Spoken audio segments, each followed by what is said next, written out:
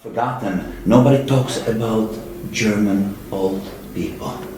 I gave him. Why does he beg? Mm-hmm. And why does he looks like a beggar? Mm-hmm. Old clothes and not hygienic. I mean, you see he has nothing, and his clothes go.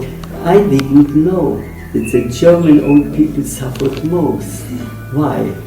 They were told they believed in Weimar Republic.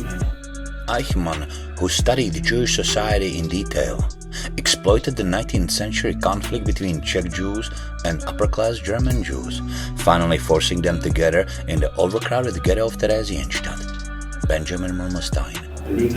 Officially in Weimar Republic, somebody says the truth and also if you will pay so and so much money, you will get special rent with a view on this lake and so on, and the room for yourself. They paid extra money, and suddenly they have a room, there is no lake, there is no view, and there are 40 other people in this crowded room, and that was a terrible shock.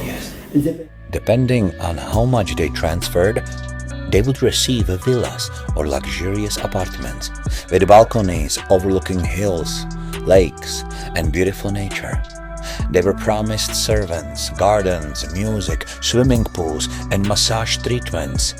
Everything carefully described in official documents, stamped with the government seals, and signed by Adolf Hitler himself. The greatest fraud of the Holocaust was about to begin. They begged for leftovers, attacked trash containers, and searched for rotten potato peels, eating them just to stay alive.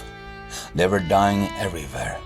Soon, crowds in the ghetto were walking over dead bodies, while little children played hide and seek among them. At the same time, you could hear laughter from comedy shows on the second floor of the barracks, or applause after cabaret performance. It was truly dying in the midst of music. Hans Günther